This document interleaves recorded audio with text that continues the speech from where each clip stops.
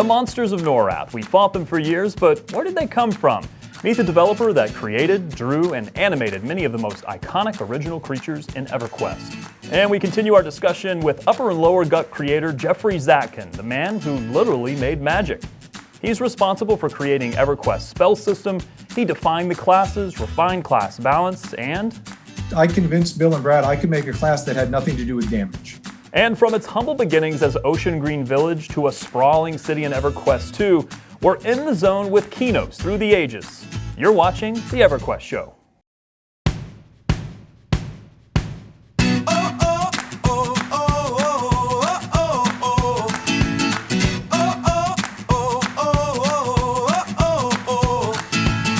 I'm on top of the world, now I'm living, and the good just gets better, keeps on giving. Not even close to the end, it's just beginning. Life is getting lighter while the days are getting brighter. Yeah, celebrate life and get excited about good times and good living. Come on, shout it out. Hey, take it up, take it over, take it out of control. Today I'm bringing my soul, and now you got me singing. Oh, hey. Welcome to episode 15 of the EverQuest Show. I'm Fading here in the EverQuest Show studios. And one of my favorite things to learn about EverQuest is the original development of the game, how the game was built. Those early assets and systems that had to be created over 2.5 decades ago. In the very first episode of the EverQuest Show, there was a montage showing you some of the early concept art of EverQuest. Most of that art was created by artist Schmitz. He's responsible for animating and creating just about all of the original monsters and character models in the game. I've always been a big sort of sci-fi and fantasy nerd, so it's all in my wheelhouse, and monsters in particular are my speciality. And just about every single piece of concept art that you've seen in a game manual or in a book about EverQuest was done by Schmitz. As we were developing zones for the game, each zone would have a list of things that were needed for it and what kind of environment it was and that sort of thing. A zone might have a lion and a griffin. So I would just go down the list and it's like, okay, I'll start designing these characters. I sat down with copy machine paper and a mechanical pencil and just started drawing away on it. I draw pretty fast. I don't know many people that draw as fast as I do. They might draw more beautifully or they might have nicer drawings, but I usually draw faster than anybody I know. So I cranked out probably 1,000 drawings on EQ. I cranked out a drawing probably within a few hours. And then I gave it to Milo, and then he created the model. He would hand it back to me to animate. And of course, in those days, we were trying to keep the poly count down. We were trying to keep the joint count down. So each character has, every point of motion is a joint.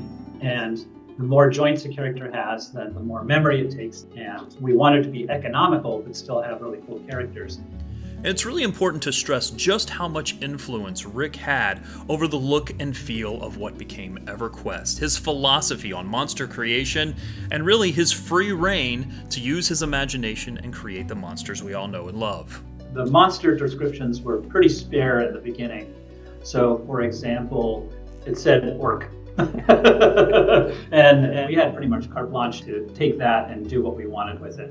It's important that a player be able to identify a character even at a distance. So the trick was making something that would be really interesting to look at, really cool, have a really unique silhouette. So even if you saw it from far away, you could go, oh, I know what that is. The orcs in EQ, they have a very distinctive look, and I was trying very hard to make sure that I created something that if you looked at it immediately, you wouldn't just say, oh, it's an orc, but you would say, it's an EQ orc. And the orcs tend to be very boxy. They have this boxy chest and, boxy fists. And I was contrasting that sort of broad elements with the thinner arms and the shorter legs, just to create something that was interesting and compelling. The silhouette would be interesting. And, we tried really hard to do that. When I first started working on orcs, it was called an orc centurion. And so that just immediately spoke to me. It's like, oh, well, I'm going to give this guy, some Romanesque kind of armor, give it a little extra flavor to it. So like I said, it's not just a plain orc, but it's something kind of special to EQ. So that's why he's got that sort of little leather skirt the gold armor and stuff. I was trying to channel that kind of Roman-looking guy. In addition to those classic orcs of EverQuest, I asked Rick about several of his different drawings and see if I could find out what the inspiration was behind several of the famous creatures in Norath. Evil Eye, it's a design challenge, right? We weren't doing a beholder specifically, it was an evil eye. So we wanted to do something that was really distinctive. Spikes are always a good go-to as far as making a character look evil. Having the spikes kind of flush back instead of just kind of coming out willy-nilly, I think that was what made that sort of distinctive. And then the tail nerve ending thing just makes it a little creepy. It's Cthulhu. We want to do a Cthulhu monster. It's just, Cthulhu was the inspiration. Another interesting character that might be useful to talk about are the lizard men. And again, it was just lizard man in the description. And to me, when I hear lizard, I grew up in Southern California. There are these lizards that you find there called alligator lizards. I grew up catching these things and trying to take care of them and that sort of thing. And they have this very distinctive look. They're these sort of tan creatures with these interesting sort of patterns on their back and this sort of thing. But it's a real honest to God lizard. It's got little stubby legs and it's got a long body and a long tail. So that's what I drew. Rather than making a man that has scales and stuff, I made a lizard that was kind of upright and holding weapons and this sort of thing. It's another example of how I was trying to make something more unique and more sort of flavored specifically for what we were doing, rather than just doing, like I said, a guy with scales.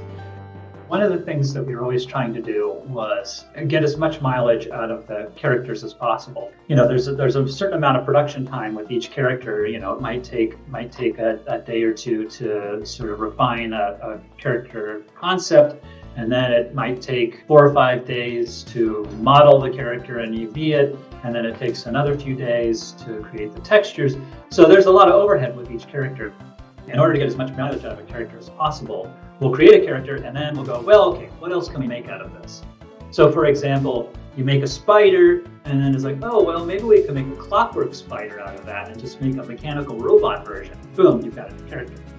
We had gone through pretty much the regular pantheon of the classic fantasy creatures. And we were kind of looking around trying to decide, well, what are we going to do now? And I had thought about this silly Monty Python animation. There's this whole sketch of this hand monster that is plaguing a town, sort of a kaiju kind of a thing. And it stuck in my brain, and I thought, oh, let's do a hand. So we did the severed hand, and the model was actually really amazing. It was really just a hoot to work on. But then I had to figure out, well, how does a hand attack? How does a hand die? So it was definitely one of the more interesting animation challenges. And it wouldn't be high fantasy or EverQuest without dragons. Many of the dragons are classic looking, but there are some that look very different. The dragons were always a big challenge, right? Because they were big and complex. They were a huge endeavor to animate, but just to create in general. They always were, they were like 3 characters worth of effort to make happen. But they're the star of the show, right? Everybody wants to fight a dragon. So those were always fun and interesting to try to get inventive and not just make a standard dragon, but try to make something that felt kind of unique and cool. I do remember distinctively doing a few drawings where I was just playing around with different dragon heads that we would be able to, again, try to reuse the animations that we already had in the can, but then apply it to a new model. So I remember coming up with some really weird looking dragon heads. And what's bigger than dragons? What about the gods of Norath? No, I had a bit more to work with on those. I had a brief description of what they looked like. I seem to recall that I had a conversation with Bill to sort of find out, well, what does each god kind of represent? What are their quirks or personality or things like that? I felt like there was a lot more latitude with them because they weren't like a standard fantasy creature, and they were really unusual. No two were alike. They were really interesting to work on. I do know that there was one that was particularly interesting to me. The god takes the form of a little girl. So I have 3 kids, and my oldest was like a 5 or 6 year old at the time. So Qeynos is my daughter Denise. Yeah, I just modeled her after Denise. So it's kind of fun to have my daughter immortalized a little bit. And what about his inspiration for Khazak-Thul the Faceless? He's faceless. That was the descriptor that caught my eye. And so I think the issue with him was that if he's faceless, then you have to do something else with him to make him interesting. I don't remember if I was the one that came up with the extra set of arms or not. But I will tell you this. It was a complete kick in the pants to see Khazak-Thul drawn by Jim Lee. That was like, holy crap, Jim Lee is drawing my character. So that was definitely a feather in my career cap. And Rick didn't just create those creatures, he literally drew the world of Norrath. One of the most iconic images, the maps of Norrath, those are all his creation. When somebody asked me to make a fantasy map, it's like, okay, well then I'm going to make it an old-timey map, and I'm going to have sea monsters in the water. I'll have that story on the maps of Norrath in the next episode of the EverQuest Show, so make sure you subscribe so you'll know when that episode drops. And on that map of Norrath, on the west coast of Antonica, lies the city of Qeynos. And Qeynos, as most of you know, is Sony EQ backwards.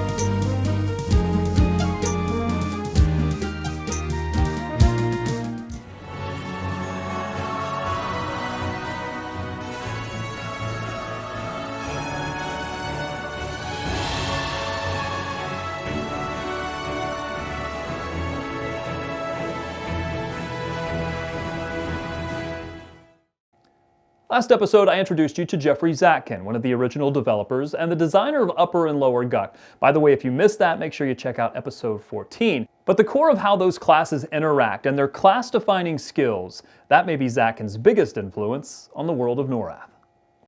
When I came in, there was a rough design doc saying, here's our 14 classes. Brad and I think Bill had kind of mapped out their rough set of skills per class. I remember day one getting the design doc, reading it, highlighting a whole bunch of things and going to Brad saying, are you sure? Then like pointing, it's like, oh, we'll figure it out. But Brad wasn't a mechanics designer. There's 3 real schools of game design. There's kind of the level design, the visual aspect of it. Can you make an area that's good to play in? Kind of combining the visual space with being able to design well and play in it. The second type are content designers. People who can be like, hey, we need to make 100 quests, or we need backstory on 14 different races, or we need lore about this and this and this. Here's our pantheon of all, awesome. The third kind of big designer is a mechanics designer. So somebody's like, hey, cool, let's go design a combat system, an economy, a trade skill system. Let's do a magic system and balance all the numbers and put together the spreadsheets and everything to make all of that happen. I'm an okay content designer. I'm a pretty decent level designer, but I'm a good mechanics designer. And so even though I was started with levels, as I started doing other things that the team needed, I very quickly got moved out of level design and into the mechanics part of it. Because I only did 3 levels, Guck, Upper and Lower as my first dungeons, and then the Gnome City of Achenon. But for each of the classes with spells, I think somewhere between 1 to 5 spell ideas had been written down. That was the slate I started working on. And there wasn't a lot of thought on exactly how it would flesh out past that. And remember when I said I'm a mechanics designer, and I'd play D&D and all these other games, and so I started thinking about all of them at the same time. So it wasn't go design the necromancer all the way through. It was, how's the necromancer going to be different than the wizard, than the enchanter, than the magician? What makes mage classes different than priest classes? What do hybrids get? What about the bard? This was another one where, because we were understaffed, I got given way more leeway than I probably should have. I started getting really creative, trying to figure out what does each group do, or what's different. And then I would talk to both Roger, our AI programmer, and Steve Clover, the engineer who then had to program all of the hooks in that would go to the database where I'd make the spells. And I'd talk about effects and things I wanted to do, and could we do this, could we not? And it's because I had very little engineering background, but I could read through, find all the different parameters and start tweaking them. And so I did the same for our system. I would read through all the parameters and go, hey, there's awareness radius. How far out can a monster notice you? There's an aggro radius. I could make a spell that lowers that. That's a parameter. And because I came in from a mechanics thought, or because Roger and I would talk, and a couple other people would talk about the aggro list. How do we do this so that monsters don't continually run back and forth between people? And Roger loved his monsters. He's like, I don't want the damn cleric back there. I want him to figure out that he's never going to kill this fighter until the cleric's dead. And so, okay, cool. Aggro management. What kinds of things can we make around that? So my brain would start ticking on that, but then it's not every class gets that. Or for the enchanter, I convinced Bill and Brad I could make a class that had nothing to do with damage. And they weren't terribly certain about that. And I said, I can make a class where damage has nothing to do with them and they're going to be valuable. And so, that became, what can I think of that we can do around that, taking everything I know from D&D and other games and translating it into this system that we have with what we can build. And Brad would come in and say, this is what I want to happen. And we'd have these long ass meetings where, we'd argue and others would be like, I don't think that's going to do what you think. So we had a very cross-disciplinary group of kind of the people talking about the balance of the game. Without Brad's vision of how it was going to end up, the feeling was going to give, we wouldn't have made it. And so we pulled it off because we didn't know we couldn't.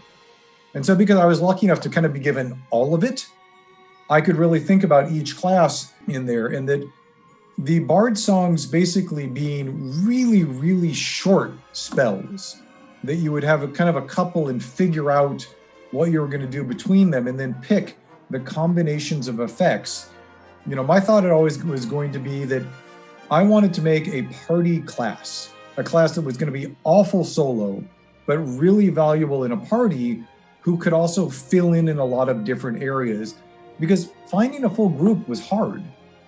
And it was a really tricky thing too, because we wanted each of the classes to be valuable, which meant that if you did something, it couldn't be a mono thing. If there was only one class who was good at healing and you needed healing, that really meant instead of having a 6-man group, it was 5, because you need whatever the really good healer was, if that was important. And so finding alternate ways to do things was really interesting, and it took a lot of balance and thought. I loved all the classes. Bards and Enchanters are some of my favorite on that, because they were some of the most creative things I got to do. And I think at some point, Bill came back, he's like, hey, cool, how many spells are we thinking, do we going to have 100, 200? I'm like, I'm up to 550 at this point. And you just gave me this look.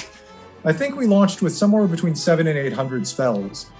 And he just gave me this look, and he's like, kind of the go-to it kind of thing, because it was working. As we approach the 24th anniversary of EverQuest, make sure you stay tuned for our This Week in EverQuest weekly news briefs for any announcements or big interview updates. Just a reminder, I do not monetize this EverQuest Show channel or any of the videos. I receive no money or kickback. I just make this because I absolutely love EverQuest and everything connected to any of the games. Thank you so much for watching. Continue to support the channel by liking, subscribing, especially sharing the video. And I really like to hear from you guys in the comments. So please comment below and share what you're thinking, or if you have story ideas, I like to hear those too. Thank you so much for watching. Best we can be, and though sometimes we don't want to, still we gotta chase our dreams, reach up and reach high, because we're gonna pull through and give it all we got, even though it can't seem hard to catch and make it happen, but we can't start sliding. Come on and do what you gotta do to fight on. And so no matter what comes your way, nothing can ruin your daily